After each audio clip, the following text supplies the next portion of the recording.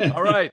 We are here with Michael Fair, an amazing smooth jazz artist. You can see he's got one of his posters over there up and to the right. You can't see And it. amazing artist based out of Nashville. And here's the really interesting thing for people that watch my channel. The first gig I did in Nashville was with Michael Fair. And the last gig I did in Nashville 30 years later was with Michael Fair. That is a weird coincidence. I started and ruined and ended your career, right? No, man, those were always. I don't think we ever had a bad gig.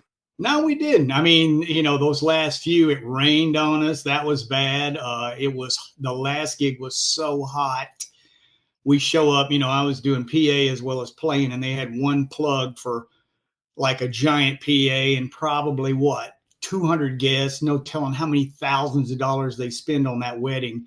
And I'm like, where's the electricity? Oh, we've got a little wire over there. And how many times did that happen? Don't get me started. We could do a whole show on that. Yeah, yeah, But craziness. But we always got through it, and it was always great. yeah. We always had fun, man. I can't think of any gigs that were like, horrific or anything like that. No, I don't. I really can't either. I mean, we would laugh. I mean, crazy stuff would happen. Do you remember we talked about we should do a reality show? Just following this like a particular wedding band that we worked with a lot. Scats band. Yeah. People wouldn't believe it. They would think it was fake, and it Yeah, was. that's one of the topics we'll get into, and one of the characters that I think people will like to hear about. And I want to touch on though you're originally from Nashville, right? That's correct. Yeah, I actually pretty much grew up here, which was odd to be in the music business and grow up here. Yeah, and that's the thing, man. People think that Nashville is only country music, and they think that they just that's kind of because that's what Nashville sells to Sure. the rest of the country. That's what they sell. But as we know because we live there, the people that sell country music to the rest of the world, they don't want to hear country music at their parties. No. Well, that is funny that you say that. I was thinking, and like you said, you probably talk about it later, but we were kind of the go-to band for the stars, right? We did. You might have been on the road, but we did Amy Grant's. I was there.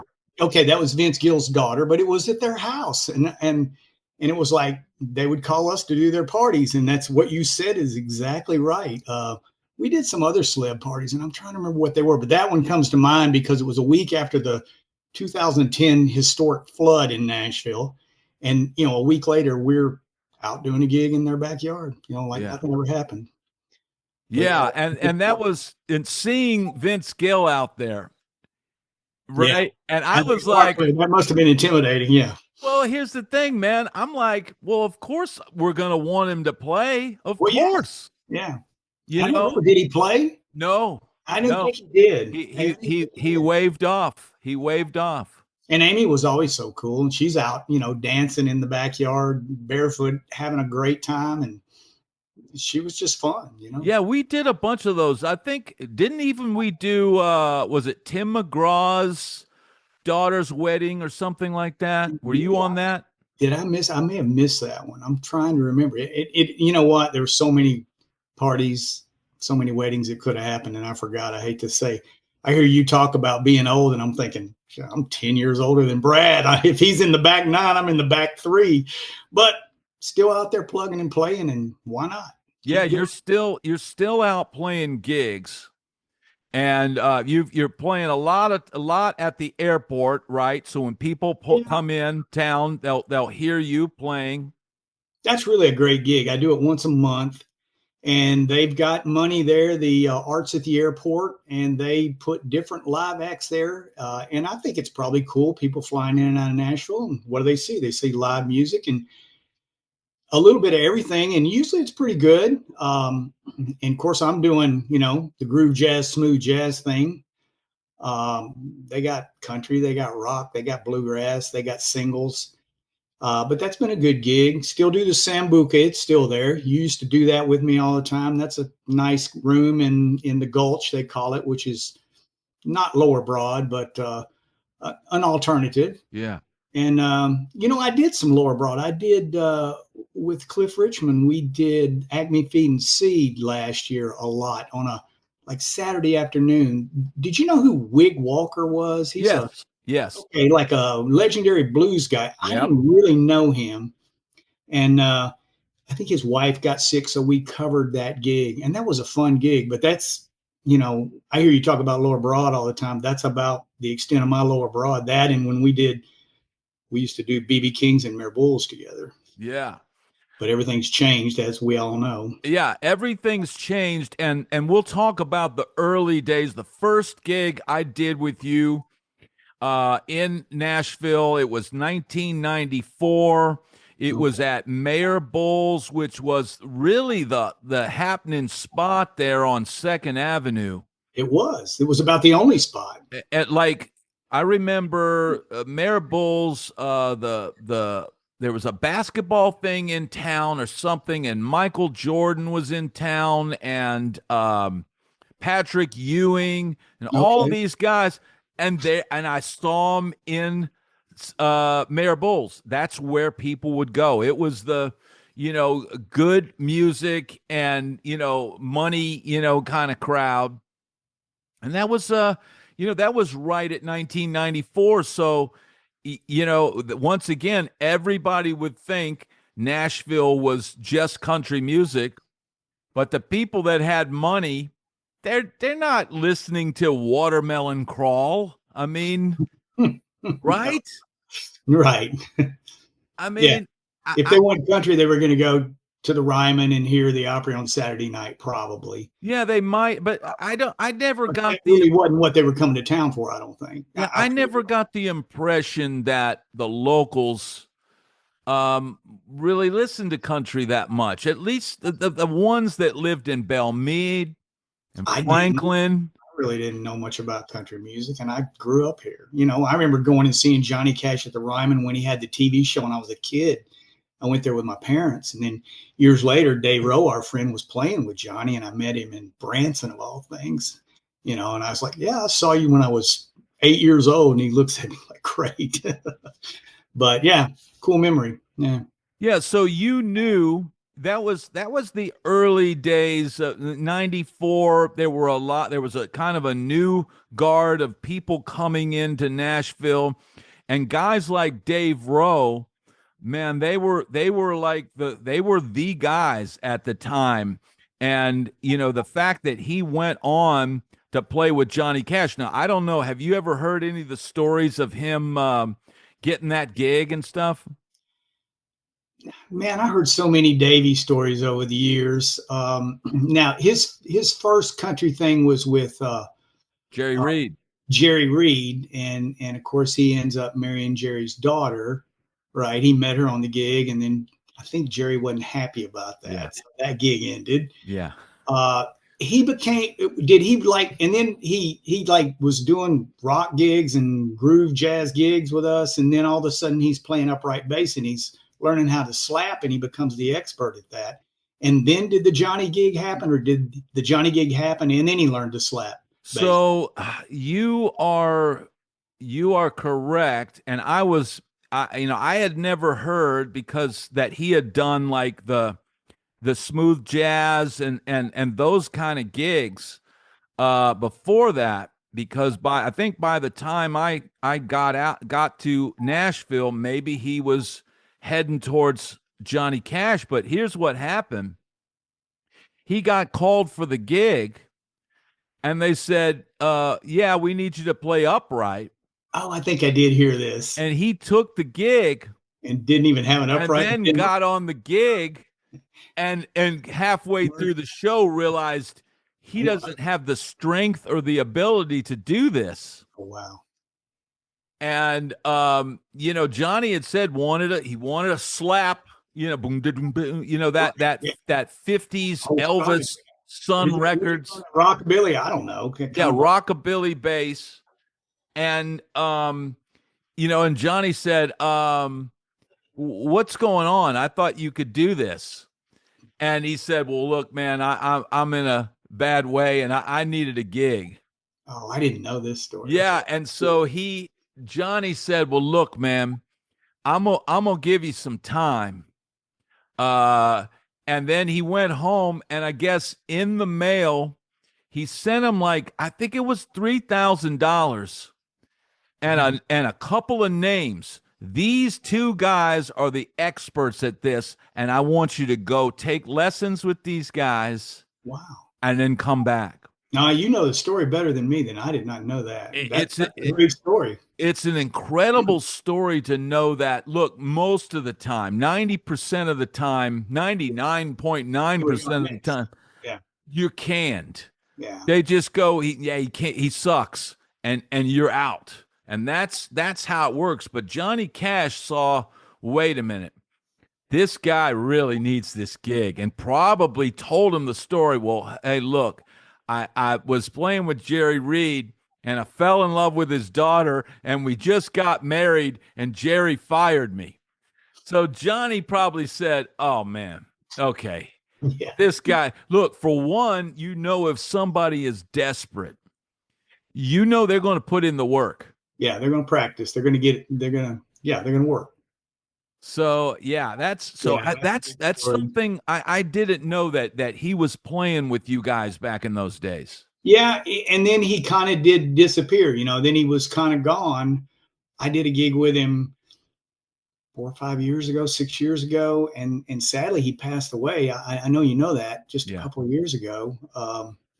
And that was a surprise, but yeah, I kind of lost touch with him. And it was kind of like, over the years, I was thinking about this working with you. I was a guy that had a day gig, and I stayed busy working, and I was good with that. I never really went full time. I was as full time as you could be and have a day gig. Guys like you were real musicians. You went on the road, so you'd work with us, then you'd go out on the road with an artist, and we wouldn't see you for a year or 2 years, and then when that happens, people forget about you, right? And then they don't call you when you're back. And I hear a lot of guys talk about that. And then it would be like, oh, great, Brad's back, because you were like the number one call when you were around. And then we'd work you, and then you would be like, oh, man, I'm going out again. And then 4 or 5 years he's gone, and then he's back. But Dave kind of disappeared and never really came back much. Yeah. He took off. Yeah. Yeah. Anyway, but that's pretty normal, right? In any, for musicians and guys that are working on the road, and they try to stay It get home. can be, but Yeah. I think ultimately you probably always end up, if he'd have stuck around for another 10 years, who knows, you guys might have started calling him for gigs again, because I'm sure. the touring opportunities as you get older, they get less and less. Yeah. Yeah.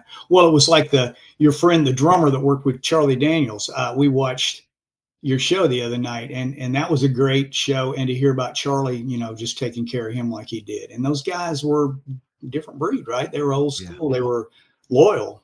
Yeah. Their guys. Those old school guys, man. It's a shame that it's not like that anymore, because man, it's like it's a different vibe. I wish there was more. In fact, I think with guys like Billy Strings, and I think Marcus King. I don't know if you're familiar with him. Yeah, no, I'm not. But he's another guy to check out. Okay.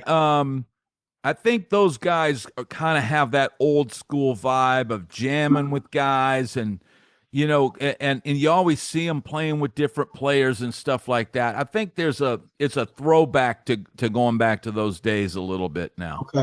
Okay. Yeah. His interview with Rick was good. It was fun to hear him play and talk. And Alicia, my wife, knew the story of him. Said it's kind of a hard way he grew up. Yeah, it's a crazy story. His dad Same died thing. at 2 years old, and Yeah. So the dad he talked about was like his adopted or stepdad. Yeah. dad that kind of got him into music, and then I guess they kind of fell on some hard times, and he did too, and then he worked his way out of it. So Yeah. great story. Yeah. It's almost like that hardship is what made him as good as he was. If he'd have just been, cruising in the Mustang and I think with so. daddy's money, Yeah, he would wouldn't never. have had that drive. He wouldn't have, had that desperation. Yeah, maybe if I had grown up harsher, I'd be a better player. I don't know. It's like Hey, comedians, great comedians, right? All have this horrible story of how they grew up because they had to laugh. I don't know. yeah, maybe. I hope What that's now? I want to go way back. You spent a lot of time in California. You were in Bakersfield for a while, right? yeah. If I say I did my time, right? That's what You people. did your time out west. I was Can you? only there 2 years, but that's another funny story. I was there 85, 86, and I'm thinking about your stories of going to LA. So we kind of crossed paths, I think, coming and going. I came back to Nashville in 87 and really started playing full time then.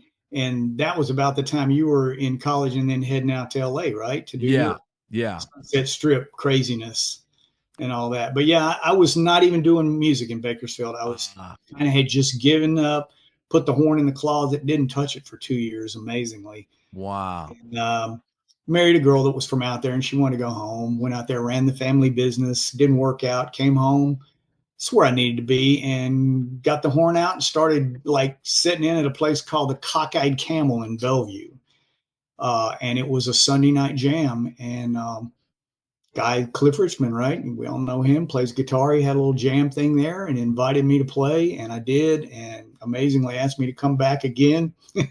And I was hooked, man. And that's really, I majored in music. I studied, but I say I didn't really learn how to play until I got out playing live in front of people. To me, that was the best school and the way to learn. We Yeah, didn't have YouTube and all this craziness then to watch all the craziness that you see out there. And that's a whole nother story you could talk about. These kids that you play on there and you're like, oh my God. But then I go, yeah, but could you put them in a band and play My Girl or, something yeah, like that, they're blah, blah, blah, all over the place. yeah. But yeah, anyway, yeah, but that was my 2 years in Bakersfield. That's how I ended up out there. And so that ties in. We mentioned another name, Cliff Richmond. And these are guys that once again were local based guys, right? Right. But were playing for the high dollar parties and the clubs where the locals with money would go. And it was a whole other scene than at that time. And when I came to Nashville, dude, Broadway was dead. Right? Nothing. There was BB King's and Mayor Bulls. I don't even know if there was no BB King's became Mayor Bulls. So there was the Wild Horse and Mayor Bulls, I think, on Second Avenue, and that Wild was it. Horse wasn't even there Was it yet. not even there? So it was just Mayor Bulls. Yeah. Well, I laugh. I tell people I've been here so long. I remember when I could go do a gig at Mayor Bulls in Parallel Park on Second Avenue and get a Yeah. parking space. And now you pay $50 and walk a half a mile if you're lucky. That, To that's do something a that $75 gig down there, you pay 50 to park, and yeah, right. That's a whole nother story. yeah. But it's true. It's crazy. And I know they've worked on that with the union and different things and tried to make it better. Yeah, they've got that's something to think about. Even the airport in 94, I Yeah. could pull up to the Yeah. thing, run in, go get, my whoever I was picking up, help them Right. with their bag and Right. roll You it can right to flash the your horn. car Yeah. and then drive off. As long as it didn't take more than 10 or 15 minutes, Yeah. Nobody cared. nobody cared. And now Oh, it's an absolute zoo. The airport is a zoo. it is. I mean, you mentioned me playing at the airport. The greatest thing about that gig is they give us a parking pass. So basically, swipe in, park free. That's a lot of value there. Yeah. Walk in, there's a little PA there, do 2 hour gig, go home. It's great. People Yeah. love it. We have people come by. I've actually had people come by that have been in Nashville 2 weeks and they'll go, "This is the best music I heard since I was in Nashville, here at Wow. the airport, which is a compliment. Yeah. Uh, but yeah, it's great. It's great that they do that. It's Music City. It's what it should be. Yeah. And I've seen it in other airports in other cities, but not like this. yeah, and that's an important thing. I think for anybody coming to Nashville to know that the Broadway thing, that's just one side of the town. You've got a lot of other places in town, whether it would be Sambuca or Rudy's Jazz Room Right. or Third and Lindsley or Acme, which is down there. But and then now what? The 1230 Club. Yeah, Um, there's new things that Brad, I'll be honest, man. I drive downtown and I go, where am I? I mean, it just looks so different and it changes so fast. But there are a lot of new clubs down there that I have not played at yet that I don't even know about. yeah, And I hate to go downtown. I sound like the old man, the get off my yard old man, but oh my God, to go downtown now and try to park and do a gig, yeah. it's work. Yeah, I'm the same way, and a lot of people that watch my channel that have been to Nashville or whatever, they're of the same opinion. It's just they've crammed 15 pounds of sausage in a 5 pound bag down there. Well, I heard you say the other night there's 300 stages down there. I had no idea. I don't doubt it. Yeah, And I guess if you're a tourist and you stay in some hotel and you walk Laura Broad, it's the coolest thing ever because you walk from one club to the other, go in and out, and hear all these. I'm sure there are great players in there that are, and I'm sure there are not great players, but you just hit or miss, right? yeah, But it's probably fun, and they don't know the difference. yeah. They're in Nashville hearing live music. This is the greatest thing ever. Yeah. Well, that's the thing, man. Back in the 70s and mid, 80s till it got to about 1990, there were cover bands all across the US. Remember the days when every Holiday Inn lounge would have a lounge band? Had one here, yeah. And this would be every band, every state in the country you could go see a live band. And now I'm sure a lot of these people coming from up north and the Midwest and all that stuff, they're coming to Nashville, and it might be the first time they've ever even seen a live band. Yeah, you're probably right. Yeah. I don't know what it's like in other cities now. I mean, when we travel, we'll look for live music, and a lot of times we don't find it. We'll think, hey, there might be a band here, and no, You don't hear it. The no, last time I went out to LA, I was like, man, there's no music anywhere.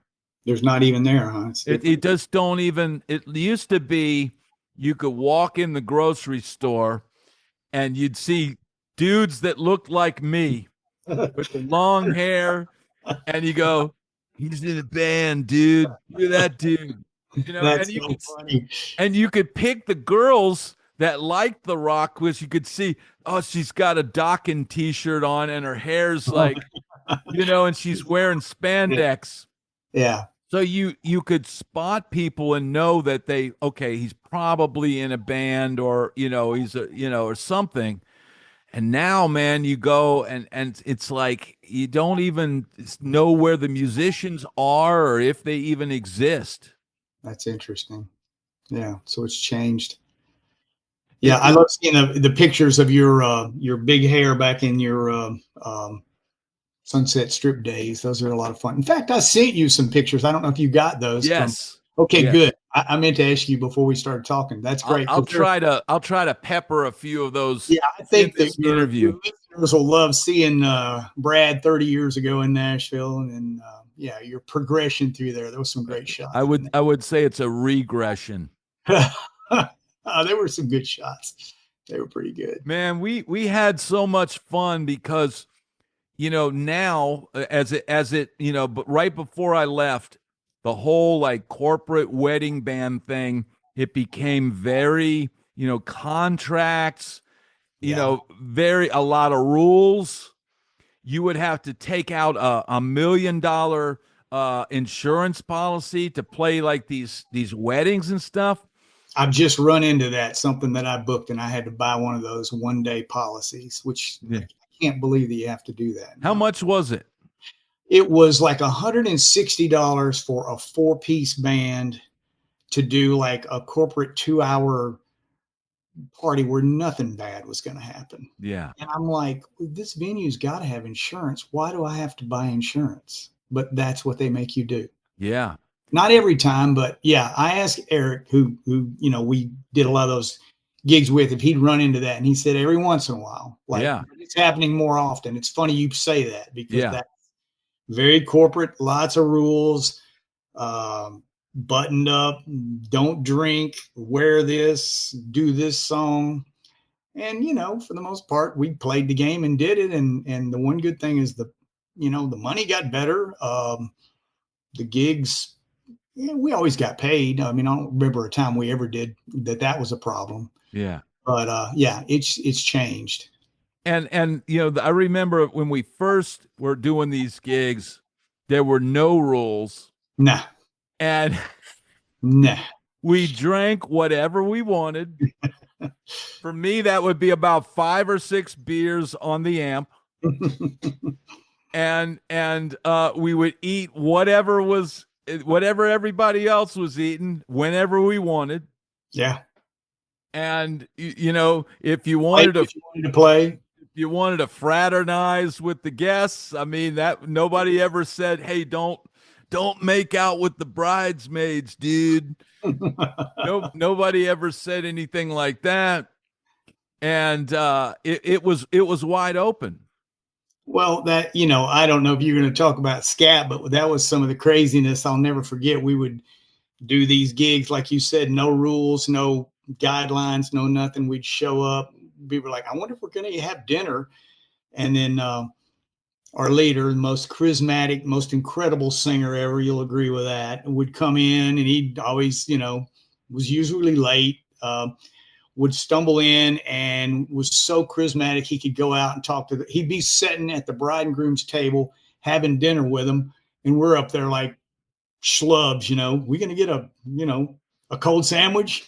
Yeah, But he could do that. That was part of the could have been the reality show thing, which was kind of funny. But yeah, it changed a lot. yeah, I liked the rules, and I didn't like the rules. Right, there were at least you didn't have as many unknowns.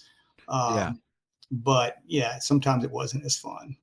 And that's you're talking about Scat Springs. His daughter is Candace Springs, who is now a pretty well-known jazz artist. And unfortunately, Scat is no longer with us. But man, I still, to this day, I talk about, the other day I did a video about, joining a band. Yeah. And so I'm down here in Florida, and and like, do I want to join a band? And I see these people when they put an ad, looking for a guitar player, and we rehearse and whatever. And I'm thinking, rehearse? When's the gig? I can just imagine if you walked in showing up playing like you do. I mean, they'd probably be like, it'd be like that commercial, right, on TV where Slash shows up to audition. You know that commercial I'm talking about? Yeah. Yeah, you'd be like Slash walking in. They'd be like, you got the gig.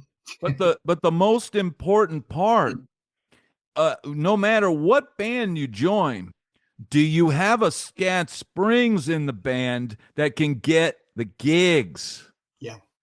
There's somebody because you could be the greatest band in the world, but if you're all a bunch of introverts and don't like talking to people, Right. you're not going to get shh. Well, he was a session guy, and he was always out in the mix, and that's probably how we got a lot of those, the big name parties. And then he would, he'd get the gigs at like BB King's or no, what was the place on Printer's Alley that we played?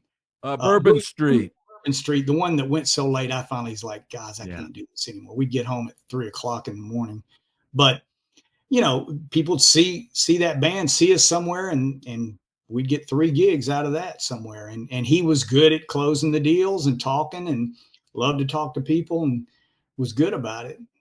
Yeah. You got to have that. You got to have somebody, because, man, it's no point in joining a band if it's not going to go anywhere. You could join 100 bands and not play one gig. Right. So you'd be like, what gigs have you got? Yeah. Rehearse. Yeah. Rehearse.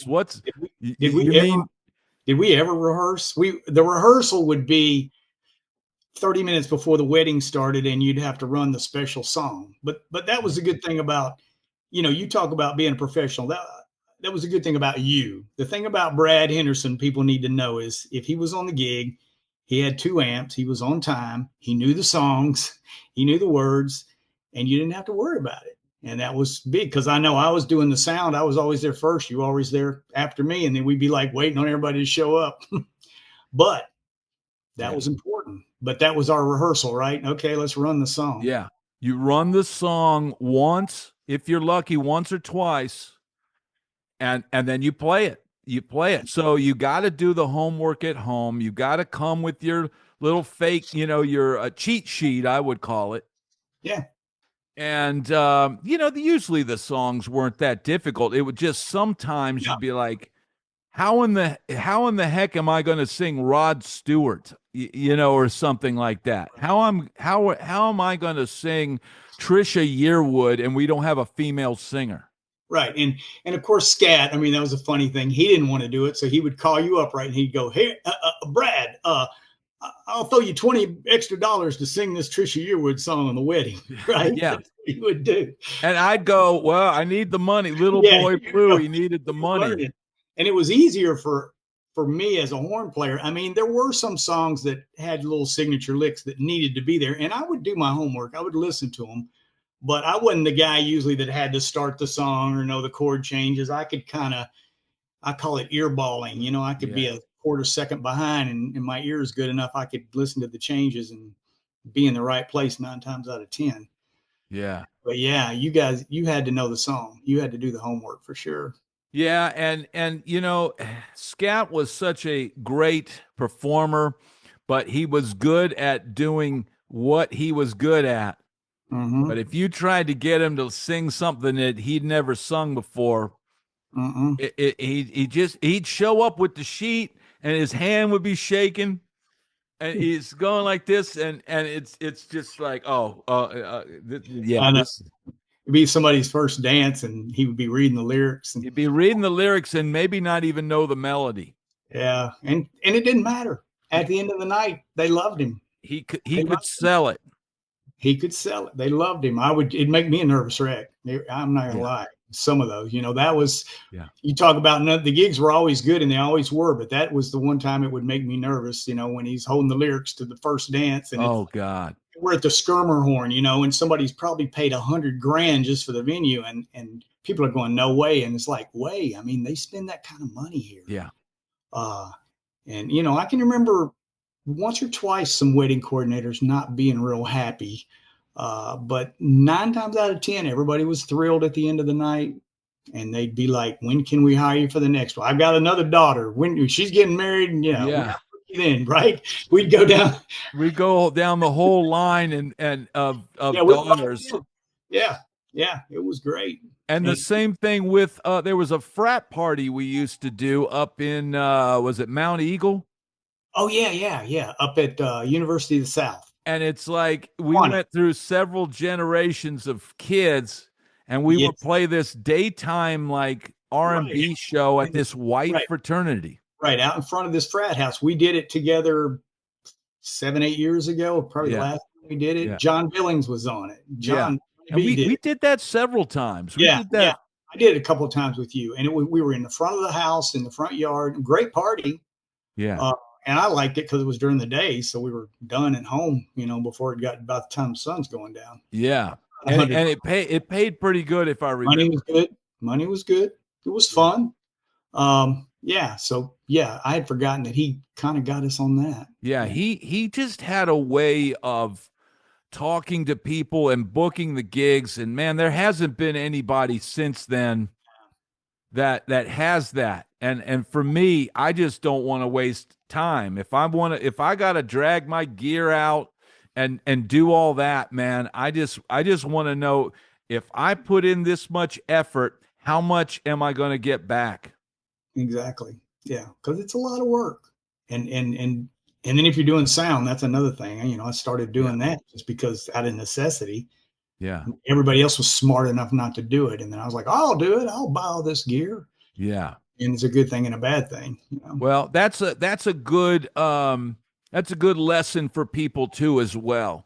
Not only do you play horn, you also sing. So we could always count on you to sing, 2 to 3 to 4 And I've songs. started doing a lot more, which is good as you get older. You need to just keep going, but don't let me Ha- stop. have multiple skills, and then you ran sound. So that is, as far as at least getting paid, that's double dipping right there. Was, and it makes you marketable, right? I Yeah. wasn't the best trumpet player in town. I don't play the fastest, I don't play the highest, but I knew the songs, and I'd show up on time, and I'd wear the right clothes, and could do sound. And 9 times out of 10, that's all anybody needs. I don't, Yeah. nobody asked me to play giant steps at 255 a minute or Yeah. something. You know, I mean, it's great if you can do that, but Not once, and I'm thankful that not once did that ever get called on a gig. I don't think, even when we were younger, I don't think any of us were trying to injure each other no. musically. It's like, look, Yeah, we're gonna play hard, and we're gonna play good, and we're gonna get into it, and we're gonna sweat. yeah. But nobody needs to get embarrassed up here by calling something that we're not going to be able to pull off. No, and we've all been there. I mean, I've been there. I've been embarrassed more than once, and some god awful key or some tune I don't really know, and all of a sudden it starts to get real hot on stage, or there's nothing worse than a bad note on the trumpet, maybe on the bass. Somebody told me, but man, when you do that, everybody knows you did it. Yeah. You can Yeah, almost hide better on bass because it's you so get low. slide maybe or guitar, and of Yeah. course the joke is, oh, that was just outside, but he's like, Yeah. that was just a bad Yeah. note. But you were always known for the real clear, pure tone. Well, that was the thing. Everybody had to have their superpower, right? So that was my thing. Maybe I could. I was good at playing without charts, which a lot of horn players aren't good at that. I don't know why. I didn't like to, I can read. I'd rather not, but I like just listening, playing, and have a good sound, and play something pretty. I just learned that a long time ago. People just want to hear something pretty.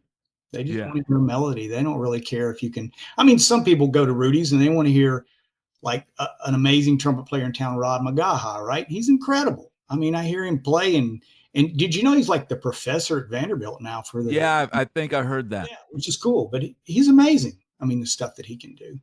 But most of the time, people just want to hear pretty, melodies, songs they know. When the parties we did, they just want to hear the right horn part on the Yeah. song. I know you got in a deal not long before you left, and somebody couldn't play the parts, and you were like, "Call me," and I was working. So that happens. It's a simple Yeah. part, but you got to know it. If you Yeah. don't know it, you don't know it.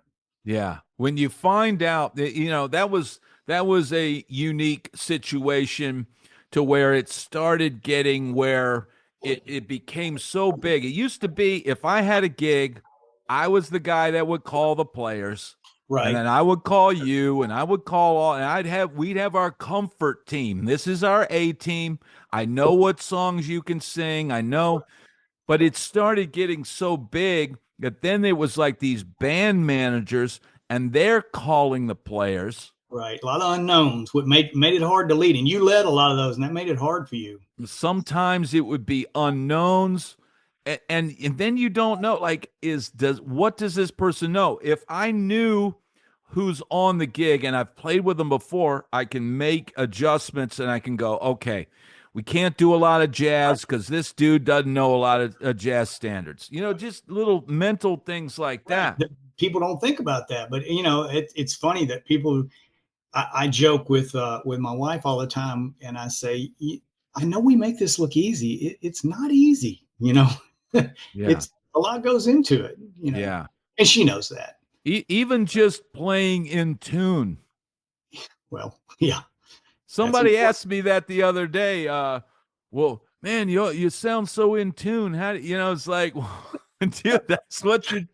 I mean, ultimately, you got the most important pedal, at least for a guitar player, is the damn tuner. That's funny, but that is so true. There's And nothing worse than an out of tune guitar. uh, I agree. That I that agree. that's that's bad. Now look, there's some forms of music where it's almost required that the guitar is out of tune. What is it? Like Which? punk rock. Yeah, I was gonna I'm say. going to play in a punk rock band. I might deliberately, tune the guitar a little off and go for that authentic Or that punk edge. rock. Yeah, You that's how know, they get it, huh? Wow. just like having a really bad vibrato. Yeah. Like some forms of music. I mean, look, you couldn't. Let's say it's 1980 something, and it's the fight for your right to party.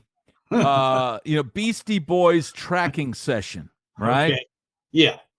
And you couldn't have Michael come in with a smooth, No, I think that would work. single, pure note. It's not going to work. And you couldn't have Wes Montgomery No. come in and play a nice tasty jazz solo. It's got to be an absolutely god awful guitar solo on that song, and it's terrible, but it's the perfect part. It's what's got to be there. Yeah, that's funny and true. Yeah, man. It's like we spend a lot of our time obsessing over tone and notes and note choices and all that stuff. But sometimes you almost gotta downplay to your abilities, or maybe play in a different style. Like in your case, picking up a plunger every now and then. It's right. Right. Might be playing a blues thing and you need that. You're right. Funny you'd say that right there. Womp womp. Yep. Now here, this is an important thing I think everybody's going to want to know. When you're using a plunger on a trumpet, is it important that the plunger has been previously deployed for its original purposes, or do you use a completely unscathed This is plunger? that's so bad. This is actually a plunger that you buy at a music store, not at a hardware store to put in a toilet. So Ah, now I'm not going to say that some guy hadn't used one of those, but yeah, that's funny. Mm. I wonder if it's got a funkier sound. What I don't know that I want to try that. yeah. Can you, dude? That would be almost. That With a would be stick on almost. it, yeah, That'd be right, a like a real, funny gimmick. Get yeah. a bucket of like brown water. Oh, Have dude, this that would be so bad. plunger. Have a plunger, Like a next blues to it. gig, like a really funky blues. He really takes his blues seriously. That would actually it and then just have written on it slop bucket. Oh my god. Dude, this is off topic and maybe a little too blue for this channel, but man, I was watching this series on YouTube about Barrow, Alaska, right? Okay. Yeah. And in Barrow, Alaska, the natives are like incredibly wealthy. They get all this oil money because they're the natives of the thing, and they get these annual these quarterly checks of like $33,000 a quarter, Which is a fortune, probably. which But is a good amount of money, but it's very expensive up there. But dude, they live in complete squalor. They literally don't have toilets. oh They man. have buckets. Hmm. Can you imagine getting $33,000 a quarter to do whatever you want with, and then living in an 800 square foot box with a bucket in the corner? No, I cannot imagine. I mean, it's got to freeze when you take it outside, right? Or I guess they don't take it outside. Well, they do. They actually have a service that comes along and picks up the bucket, dumps the bucket, and then turns the bucket upside down so that you know that you can go out and get your bucket. They call it a honey pot. So you saw this like on Netflix or This something? was on YouTube. On YouTube. Wow. Wow. Yeah, the things you see on YouTube. Oh, it's crazy. It's crazy. Now, as far as a crazy, can you give me like a crazy musician story or something where, something that only a musician would experience? God, We could talk about was it jingles, you'd bring that up. but we won't. We won't. We'll save the jingles for the Patreon episode. that was that was one of the green room stories that Brad brought back from 40 years ago, and then you had Raquel going, "Did you kill Jingles?" Raquel, You're sing, setting it up sing. now where you almost Uh, have oh, to tell this story. I don't know. Would Alicia get mad if you told this story? it was just one of those, groupies from years and years ago, and ended up kind of at her place one night, and all of a sudden there's a knock on the door, and it's her boyfriend. And this boyfriend happened to be a character that was he played this Jingles the clown guy. I don't know, and and he comes in, and I'm thinking I got to get out of here, right? And so they're in there fighting, and I'm like, I'm leaving, and he comes to me and he goes, "How do you know her?" And I go, "I play in this band, the Cliff Notes." And he goes, "You play with the Cliff Notes? Oh man, I love that band. I'm not mad at you." And it was like, I'm out of here. So that, I mean, as crazy Yeah. as that is, but we were the thing about we had seen that he had passed away, and we were surprised, and you started the "You Killed Jingles" thing, and Yeah. that just got going for the whole night. It was I one of those things you had to be there. It was funny if you were there, right? Because he was somebody that had been like a pretty well known like a clown, like right? like a juggler, Uh, like had a routine. Yeah, had had a like a thing that he whole did. thing and had And this this was early Nashville, maybe even before you moved here. he had this stunning girlfriend, I It guess. was beautiful. I didn't know she had a boyfriend. And you didn't know she was dating Jingles, bro. No, the clown. So, yeah, But that's one of my the crazy stories. irony of it is he ended up, having a life of despair. And so I came to the joking conclusion that the traumatic event with Michael had led to his life of despair. But upon further investigation, I found out that his parents never went to his baseball games. His family, all. I mean, You did all this research. it's just this sad. Like I had to go down the rabbit hole of who is Jingles, and I started reading his Facebook and figured out what went wrong with Jingles, and it was an interesting read. Man, this was like in the 80s. This was that long ago. And um, yeah, I know they were fine because years later I saw the two of them together in some music video for some artist in town. So all good, all's well that ends well, I guess, right? Yeah, But yeah, that was, the craziest stories were probably the scat stories and the weddings and the crazy things. The funniest thing that had two funny things that happened that people probably get a kick out of hearing was the one where he was great at doing the introductions and talking to people and all this. And somehow we were doing, I don't know if you were on this gig, it was in Lebanon, and he comes out and he goes, his voice was big and he goes, "Ladies and gentlemen, for the first time, his husband and wife, Mr. and Mrs. Crab." And they both kind of looked, and Scat goes, "It's not Crab. It's not Crab. Your name's not Crab. It's not Crab." And we laughed about that for years. I don't know. It was, you just had to be there. And then the other time, Scat was a big man. He was very athletic. He was a runner in high school, and he was just he was like a John Belushi, right? When he yeah. was a big man that could jump around and do things. And I remember we were on some gig somewhere, and Scat tripped and fell back on a floor wedge on a monitor, and he couldn't get up, and he was just kind of pinned between the wedges, and he was flopping around like a turtle on his back, more just because he was wedged in between the wedges. And all these girls jump up on the stage and they lift him up and get him on his feet. Were you on that gig? I mean, It's it was possible. funny. It was, if you were there, you were just like, I can't believe that just happened. Yeah. But the best was misnaming the wedding party, Oh man. calling them crab and calling them crab repeatedly over the Right. microphone. If it had been Smith, it might have been so bad. Yeah, if he says it's Mr. and Smith, Mrs. but no, it Smith. was No, it's not Smith crab. and Jones. Oh, but what made it worse is he kept saying it. Yeah, Crab. It's not Crab.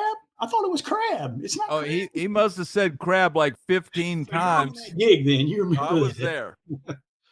So, hey, it's funny now. It's funny now, and it's a shame that when once he was gone, Oh, man. it was never really the same. We there's always been that kind of those R&B sort of corporate, wedding bands and stuff like that, and there's a bunch of them now. Nashville has become a destination wedding place. Venues everywhere. Yeah. But Just they'll never be a band like that I don't because think so. we had our routine, man. We had our thing, and we could go out and we could just kill it. It was automatic, as It was automatic automatic. as it could be. And it was good. It was because of him. Yeah. He was good. He passed away December 17th, 2021. It's been Wow. that long. Wow. Yeah. It's hard to Yeah, believe. and that's the thing, man, we were playing Sambuca that night, and I remember, we had invited Scat to come and sing with the Right. band. Right. It And was January. as usual, he shows up late after we had finished, Right. and I see him walk in, and I'm like, "Oh, dude, you missed it," and I give him a I hug. remember it like it was yesterday. Yeah. I give him a hug, which was, wouldn't always, hug, we wouldn't always hug, but it was like, "Oh man," like that. And then, dude, he went off to another club that night and just Bourbon Street. boom, Bourbon Street. went to Bourbon Street, had a stroke right in the middle of the club. And that was it. Yeah, he didn't pass away, but Didn't he lost basically half of his body and never really recovered.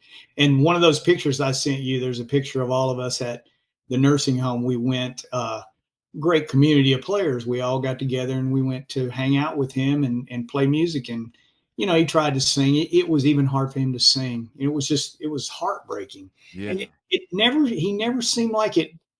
I know it bothered him, but he was always upbeat, and he went home to Kingsport.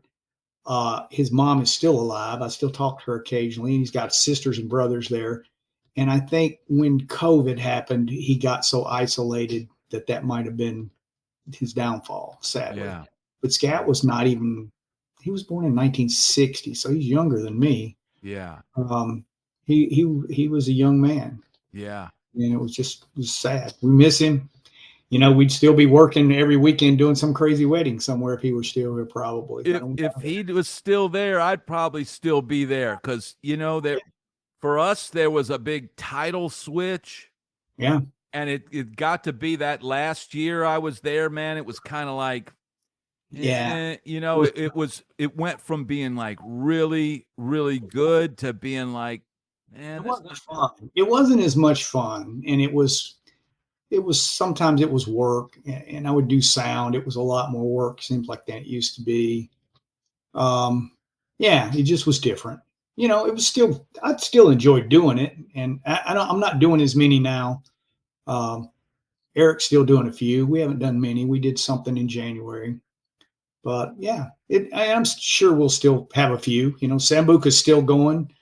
Rudy's, like you said, is still going. The airport's still going. So I got I can stay as busy as I want to stay. And so, and so people know we haven't talked about this, but you are, for a long time, you had a day gig. You were the only smart one of all of us because you worked for UPS for how many years? I was a UPS driver for 26 years. 26 years.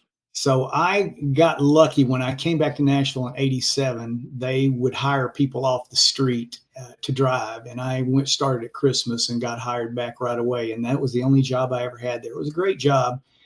The benefits were good. The money was good. That's an interesting topic. When I feel like your channel is a lot of education for young musicians, right? It's a lot of what you do. And I look back thinking about how I never went 100% in on just playing horn and trying to make a living playing horn, and for me, having the day gig was the right thing to do. Number one, it's hard to make a living just playing trumpet. Number two, there's a lot of competition in this town. Um, but that for me, you know, it worked. I stayed as busy as I wanted to stay. I did 4 groove jazz CDs while I was still doing a day gig, and did all those night gigs. There were some easier jobs I could have taken at UPS, but they would have been nighttime jobs, and I didn't want to do that because I wanted my nights free to do gigs. So Yeah. it worked for me. And later on, you know, we talked about Dave Rowe earlier. He even asked me if I could get him a job at UPS one time, believe it or not. Dave Wow. Rowe. So, you know, as time went on, I felt like I think I might have done the right thing. Early on, I was like, oh, I need to be a real musician, a full-time musician. And then I learned you know, you get older and you just realize everybody's got their own path, and that one worked for me, you Yeah. know. I, And it was okay. You know, I get a check every month, a retirement check. That's not a bad thing yeah. from them. And you know, everything hurts now, but that's Yeah. just could be age. I mean, a lot of jumping in and out of the truck, Yeah. but I have no regrets. I'm glad I did it that way. Yeah. So Yeah, man. I think that's an important lesson, because here's the thing, man. For the rest of us, there is no retirement.